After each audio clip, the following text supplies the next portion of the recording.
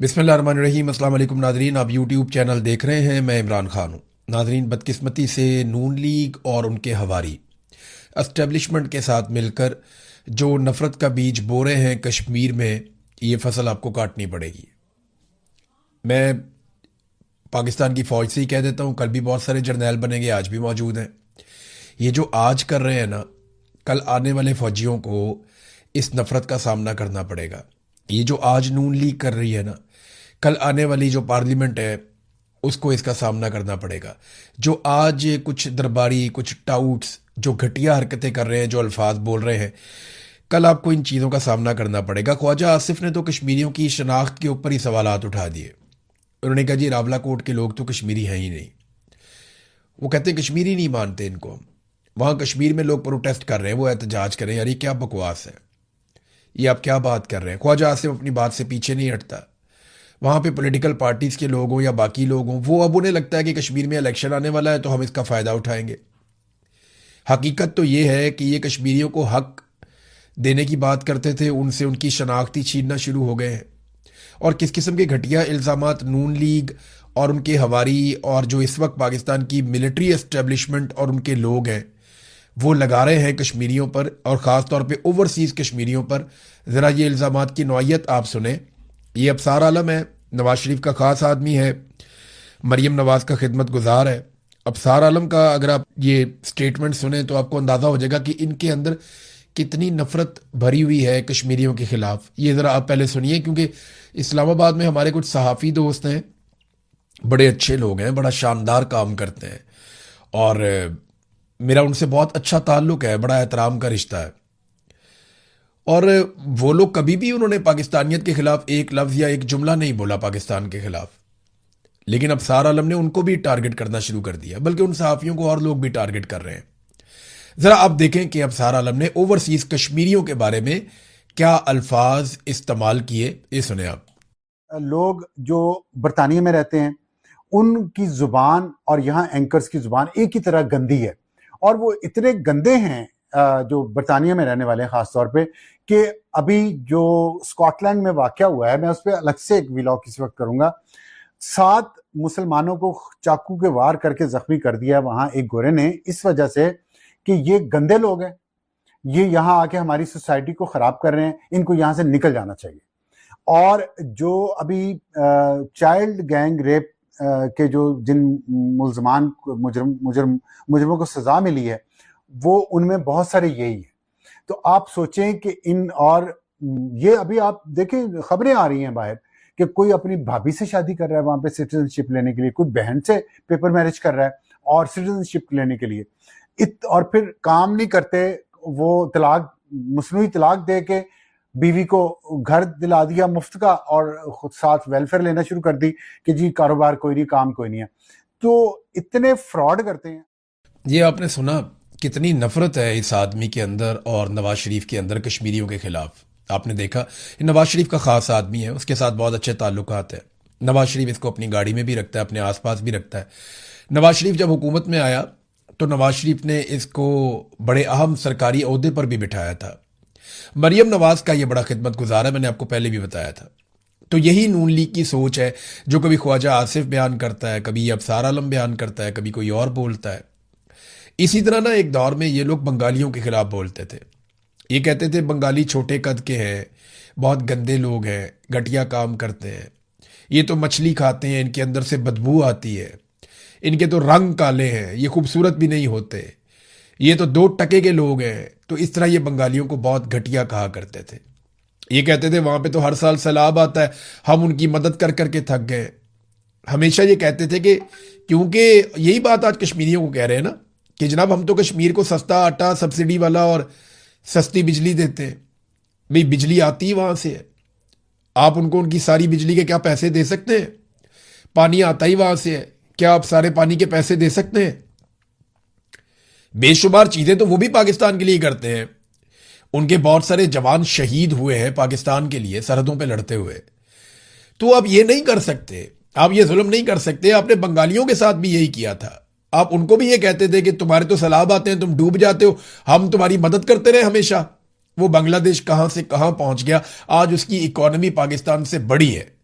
آج اس کے لوگ ہمارے سے زیادہ خوشحال ہیں، پوری دنیا میں ان کی ہم سے زیادہ عزت ہے، اور عالمی سطح کے اوپر وہ زبردست طریقے سے مل کر کام کرتے ہیں، اور ادھر ہم کہاں رہ گئے؟ ہمارے ملک میں کوئی سرمایہ کاری کرنے کے لیے تیار نہیں، اسی نفرت کی وجہ سے۔ اب یہ نفرت کشمیریوں کے خلاف پھیلائی جا رہی ہے، اور اس قسم کے ٹاؤٹس ان کو استعمال کیا جا رہا ہے کشمیریوں کے خلاف نفرت پھیلانے کے لیے۔ مولانا فضل الرحمان صاحب نے جو آفر دی، اب وہ یہ کہتے ہیں کہ میں نے عوامی ایکشن کمیٹی کے خط کا ویڈیو میں جواب دیا ہے، میں نے حکومت کو بھی آگاہ کیا ہے، میں عوامی ایکشن کمیٹی کے اس اقدام کا خیر مقدم کرتا ہوں کہ انہوں نے مظفر آباد کی جو کال تھی ان کی احتجاج کی، وہ مارچ انہوں نے مؤخر کر دیا ہے۔ ریاست کی طرف سے تقریروں کی بنیاد پر ایکشن لیا جانا کیسے درست رد عمل ہے؟ یعنی وہ تقریر کر رہے ہیں، آپ جا کے ان کو مارنا شروع کر دیتے ہیں، گولیاں آپ ان کے اوپر اٹیک کر دیتے ہیں۔ کل تک ہم مقبوضہ کشمیر میں انسانی حقوق کی باتیں کرتے تھے، آج ہم کیا کر رہے ہیں؟ خواجہ آصف نے جو باتیں کی ہیں وہ رد عمل بطور وزیر دفاع نہیں کرنی چاہیے تھی۔ آپ نے لڑائی خواجہ آصف اور صلح اسحاق ڈار کے حوالے کر رکھی ہے۔ عالمی امن سے حکومت نیک نامی کما رہی ہے تو پاکستان نیک نامی گوا رہی ہے پاکستان کے اندر، یعنی جو باہر آپ کو تھوڑی بہت عزت مل رہی ہے پاکستان کے اندر آپ اس کا بیڑا غرق کرتے چلے جا رہے ہیں۔ پاکستانی تو خوش ہے ہی نہیں ویسے بھی۔ خواجہ آصف جیسے بیانات اشتعال کو بڑھائیں گے، اپوزیشن کو مجبور نہ کریں۔ ہم نے 4 سدہ میں احتجاج کیا، پھر انہوں نے کہا جی ہم فوج، اسٹیبلشمنٹ اور تمام اداروں کا احترام کرتے ہیں۔ یہ جملہ بہت ضروری ہے ہمیشہ بولنا پاکستان میں۔ اب جب بھی کبھی کوئی سیاستدان تقریر کرے گا اس کو یہ کہنا پڑے گا کہ ہم فوج اور اداروں کا احترام کرتے ہیں۔ یہ بالکل ایک طرح کی بلاسفیمی ہے۔ جیسے جب بھی کوئی مولوی یا کوئی بندہ بات کرتا ہے سب سے پہلے وہ یقین دلاتا ہے کہ اس کا ختم نبوت پہ ایمان ہے، تاکہ یہ نہ ہو جائے کہ اس کے اوپر کوئی غیر مسلم ہونے کا فتویٰ لگا کے اسے قتل کر دے۔ اسی طرح پاکستان میں اب ہر سیاستدان کو اپنی تقریر میں ایک مرتبہ فوج، اسٹیبلشمنٹ اور اداروں کا احترام، یہ اس کو ایک مرتبہ کم سے کم کرنا پڑتا ہے۔ انہوں نے کہا جی اگر فوج سیاست کرے گی تو ہم بھی سیاست میں جواب دیں گے، ہم گونگے نہیں ہیں اور گونگے شیطان ہم نہیں بنیں گے، ہم خاموش نہیں رہیں گے، ہم بات کریں گے۔ ادارے ٹیکس کے پیسے لے کر اس کا سیاسی استعمال کریں گے تو پھر اس ایوان میں ہم جواب دیں گے۔ شہباز شریف ہمیں بتائیں نا کہ جب ہم کنٹینر پہ ہوتے تھے تو کیا وہ آرمی چیف اور فوج کا نام نہیں لیتے تھے، نواز شریف نہیں لیتے تھے، محکمہ زراعت نہیں کہتے تھے؟ پھر جناب ایاز صادق کو بھی یاد دلایا گیا کہ آپ نے تو کہا تھا آرمی چیف کی ٹانگیں کانپ رہی تھی، وہ ڈرا ہوا تھا، اس نے ابھی نندن کو چھوڑ دیا ڈر کے مارے اور انڈین آدمی کو واپس بھجوایا، ان کی ٹانگیں کانپ رہی تھی۔ تو آج نا یہ سارے محب وطن بنے ہوئے اور فوج کے سکے بنے ہوئے ہیں۔ کل تک جب ان کے خلاف فوجی جرنیل سازشیں کر رہے تھے تو یہ فوج کو برا بھلا کہہ رہے تھے اور یہ کہہ رہے تھے ان کا سیاسی کردار نہیں ہونا چاہیے۔ آج یہ ببانگے دوہل ہر جگہ پہ کھڑے ہو کر کہتے ہیں جی فوج کا سیاسی کردار بہت اچھا ہے کیونکہ آج ہم ان کی گودی میں بیٹھے ہوئے ہیں۔ تو یہ تو منافقت ہے جو یہ لوگ کر رہے ہیں، اور اس منافقت کے ساتھ پاکستان کیسے چلے گا؟ سوال ہی نہیں پیدا ہوتا، اس طرح ملک نہیں چلا کرتے۔ ناظرین، بلاول نے بھی بیتی گنگا میں ہاتھ دھو لیے، لیکن اصل جو تقریر کی تھی وہ تو کی تھی اچکزئی صاحب نے کل، جہاں انہوں نے ٹکا کر تنقید کی تھی، اور انہوں نے بھی آج ایاز صادق کو واپس جواب بھی دیا ہے۔ بلاول نے بھی وہی خواجہ آصف والی بات کی کہ یہ مشکلات پیدا کر رہا ہے شہباز شریف کے لیے اور اس قسم کے بیانات کشمیریوں کے بارے میں نہیں دینے چاہیے، اور بیانات دینے کے باوجود یہ شخص ابھی تک کابینہ کا حصہ ہے۔ تو خواجہ آصف صاحب بھی اپنے بیان پہ ڈٹ گئے، جی بالکل ٹھیک ہے وہ کشمیری نہیں، ان کی شناخت کے اوپر ہی اٹیک کر دیا۔ تو جو اوورسیز کشمیریوں کا ریئیکشن ہے نا، ان کو صرف پتہ چل جائے کہ وہ ان کے بارے میں کیا سوچ رہے ہیں تو ان کی طبیعت صاف کر دیں۔ ان کو آئیڈیا ہی نہیں ہے کہ انہوں نے نون لیگ کے ساتھ کتنی بڑی زیادتی کی ہے اور کشمیریوں کے دل میں کتنی نفرت بو دی ہے۔ اس کا نتیجہ آپ دیکھیں گے، ملٹری اسٹیبلشمنٹ بھی دیکھے گی اور پی ایم ایل این بھی دیکھے گی۔ ناظرین، اچکزئی صاحب نے جو بار بار غداری کے بیانات دیے جاتے ہیں، فتوے جاری کیے جاتے ہیں، اس کے اوپر انہوں نے ایک سٹیٹمنٹ دیا۔ انہوں نے کہا جی وردی کی آڑ میں عوام کو لوٹنے اور آئین کی پامالی سے آپ باز آ جائیں، ورنہ فوج کی بچی کچی عزت بھی خاک میں مل جائے گی۔ بخشو ماما جیسے مکروہ لٹیروں اور نوکریاں بیچنے والوں کا ساتھ دینا بند کریں، کیونکہ یہ کرپٹ لوگ آپ کے جرائم کے راز خود فاش کر رہے ہیں۔ ملک کو گائے سمجھنا بند کریں، پاکستان کو مال غنیمت سمجھ کر اس کا دودھ دھونا چھوڑ دیں، ورنہ عوام کا بڑھتا ہوا غصہ پارلیمنٹ کی بالادستی اور قوموں کے حقوق چھین کر دم لے گا۔ جرنیلوں سے لے کر اشرافیہ تک سب کے کابل اور دیگر ممالک میں تذکرے یعنی وہ شناختی کارڈ وغیرہ بنے ہوئے ہیں، لہذا ہمارے خلاف سازشیں بند کی جائیں ورنہ سب کو بے نقاب کر دیا جائے گا۔ محمود خان اچکزئی نے کہا، وجہ یہ ہے کہ محمود خان اچکزئی کو کہتے ہیں کہ آپ کے افغانستان کے ساتھ تعلقات، بھائی ادھر کسی کے یو اے ای کے ساتھ تعلقات ہیں، کسی کے کسی ملک کے ساتھ تعلقات ہیں، کسی کے ٹرمپ کے ساتھ تعلقات ہیں، کسی کے سعودیہ کے ساتھ تعلقات ہیں، کسی نے وہاں کا اقامہ لیا ہوا ہے، کسی نے وہاں پہ جزیرہ لیا ہوا ہے، کسی کے بچے وہاں سیٹل ہوئے ہوئے ہیں۔ پاکستان کے ساتھ تو وفاداری دکھائی نہیں دیتی۔ بہت مشکل ہے. تو ناظرین فضل الرحمان صاحب نے بلاول نے تھوڑا سا ٹف ٹائم دیا, لیکن محمود اچکزئی صاحب جو ہیں وہ گزشتہ 2 دنوں سے حکومت کو کافی ٹف ٹائم دے رہے ہیں, اور شہباز شریف صاحب کی جو آفر ہے اس کو سنجیدہ لینے کی ضرورت ہے. پاکستان تحریک انصاف کو باقاعدہ ایک پریس کانفرنس کرنی چاہیے اور ہر فلور پہ کھڑے ہو کر اس کے لیے آواز اٹھانی چاہیے. امتیاز صاحب ہے پنجاب اسمبلی میں, انہوں نے میرے خیال میں قرارداد بھی جمع کروا دی ہے کہ کیونکہ وزیر اعظم نے یہ آفر کی تو ہم یہ چاہتے ہیں کہ آئیے 2018 اور 2024 دونوں انتخابات کا آڈٹ کروا لیں اور ایک غیر جانبدار اور شفاف انکوائری کروائی جائے کمیشن بنا کے, تاکہ پتہ چلے کہ 2024 میں کس طریقے سے پاکستانیوں کا مینڈیٹ لوٹا گیا اور 2018 میں کیا ہوا تھا. ناظرین جہاں میرے پاس ایک خبر ہے, بڑی افسوسناک خبر ہے, یہ بی بی سی نے اس کو چھاپا خبر کو. میں جب پڑھ رہا تھا شروع میں تو مجھے بہت برا لگا پڑھنے میں, کیونکہ کشمیر میں جو دوست ہیں انہوں نے بھی یہ مجھے انفارمیشن بھیجی. مجھے لگا شاید ایگزیجریٹ کر رہے ہیں, لیکن اب تو ہر طرف سے یہ خبریں آ رہی ہیں. کشمیر کے اندر جو ادویات اور کھانے پینے کا سامان داخل ہو رہا ہے نا, اسے پولیس رستے میں روک لیتی ہے. گاڑی روک کر پولیس نے کہا خوراک اور ادویات ضائع کر دو. پاکستان کے زیر انتظام کشمیر میں اشیاء کی قلت سے لوگ بہت پریشان ہوتے چلے جا رہے ہیں, یہ بی بی سی نے رپورٹ کیا. ناظرین جو دوائیاں اور خوراک ہے یہ تو غزہ میں روکی گئی ہیں.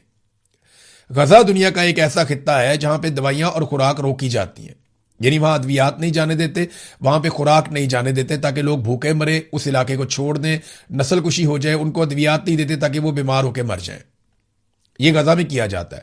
پھر امدادی سامان لے کر لوگ کشتیوں کے ذریعے بھی جانے کی کوشش کرتے ہیں, اقوام متحدہ اور دیگر ادارے بھی کوشش کرتے ہیں, لیکن اسرائیل بڑا ظلم کرتا ہے. وہاں پہ غزہ کے اندر وہ ادویات اور خوراک نہیں جانے دیتا, بلکہ پینے کے پانی کے بھی بڑے سیریس مسائل وہاں پہ پیدا کر دیے گئے. آج کشمیر میں ہم نے وہ دیکھا اور ہم نے بی بی سی کی اس خبر کو پڑھا.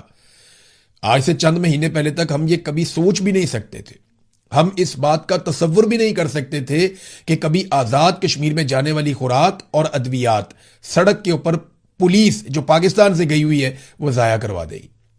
کہ جناب آپ نے آزاد کشمیر میں خوراک داخل نہیں کرنی, کھانے پینے کی چیزیں نہیں لے کر آنی, اور جناب آپ نے آزاد کشمیر میں مریضوں کے لیے, کمزوروں کے لیے, بیماروں کے لیے ادویات نہیں لے کر آنی. یہ ایک انسانی بحران پیدا کر رہے ہیں اور یہ بڑے خوفناک جرائم ہیں. ان جرائم کا جواب تو کسی کو دینا پڑے گا. تو جتنی پولیٹیکل پارٹیز ہیں وہ ہوش کے ناخن لیں. کل فضل الرحمان صاحب نے بھی یہی بات بتائی تھی, اچکزئی صاحب نے بھی یہی بات بتائی تھی, باقی لوگ بھی یہ کہہ رہے ہیں کہ پولیس اور لا انفورسمنٹ یا فورسز کے لوگ وہ دوائیوں کو اور خوراک کو نہیں جانے دے رہے آزاد کشمیر میں, جو انتہائی افسوسناک چیز ہے. اور یہ نفرت جو آپ بڑھاتے جا رہے ہیں, آپ کو کیا لگتا ہے جس گھر کا آدمی مر جائے گا یا بیمار ہو جائے گا یا تکلیف اٹھائے گا, وہ پورا کنبہ کل آپ سے پیار کرے گا؟ وہ اسی شکوے کے ساتھ آگے بڑھیں گے اور آپ کے پاس ازالہ کرنے کے لیے کچھ بھی نہیں ہوگا. آپ پاکستانیوں کا ابھی تک ازالہ نہیں کر پائے جو پاکستانیوں کی آپ نے حالت کر دی ہے. ناظرین بلوچستان کی جو بلوچ یکجہتی کمیٹی ہے انہوں نے کال دی احتجاج کی. مارنگ بلوچ کی عمر قید کے خلاف اب دنیا بھر میں آوازیں اٹھنا شروع ہو گئی ہیں. جو ہیومن رائٹس ایکٹیوسٹ ہیں وہ دنیا بھر میں آوازیں اٹھا رہے ہیں. عالمی تنظیموں کے لوگ مارنگ بلوچ کے حق میں آواز اٹھا رہے ہیں. مارنگ بلوچ کے حق میں عالمی میڈیا لکھنا شروع ہو گیا ہے. یہ ایک بین الاقوامی خبر بن گئی ہے کہ ایک ایسی نہتی لڑکی جو اپنے لوگوں کے لیے انصاف مانگتی ہے, جو جبری گمشدگیوں کے خلاف آواز اٹھاتی ہے, جو مسخ شدہ لاشوں کے خلاف آواز اٹھاتی ہے, ایک ایسی لڑکی جو یہ کہتی ہے کہ آئین اور قانون کے مطابق اس صوبے کو اور اس ملک کو ڈیل کیا جائے, ایک ایسی لڑکی جو اپنے نوجوانوں کے لیے, اپنے بچوں کے لیے تعلیم اور روزگار کا حق مانگتی ہے. اس لڑکی کو صرف اپنے حقوق مانگنے پر پکڑا گیا اور پکڑنے کے بعد اس پہ ایک جعلی مقدمہ ڈالا گیا اور جعلی مقدمے میں اس کو عمر قید کی سزا سنا دی گئی. مبینہ طور پہ جس پولیس والے کے قتل کا مقدمہ ڈالا گیا وہ ایک ایکسیڈنٹ میں اس کا انتقال ہوا تھا, اور یہ معاملہ اٹھا کے ڈال دیا گیا مارنگ بلوچ پر. اور آج مارنگ بلوچ کو, صبغت اللہ کو اور دیگر 2-3 اور لوگ ہیں, انہیں عمر قید کی سزا دے دی گئی. پوری دنیا کے اندر پاکستان کی بدنامی ہو رہی ہے, لیکن مارنگ بلوچ جو ہے وہ بلوچستان کی بیٹی ہے, وہ اپنے لوگوں کا حق مانگ رہی ہے. اس نے کوئی جرم نہیں کیا, وہ نہتی ہے اور وہ دہشت گرد نہیں ہے. یہ بات پورے پاکستان کو پتہ ہونی چاہیے.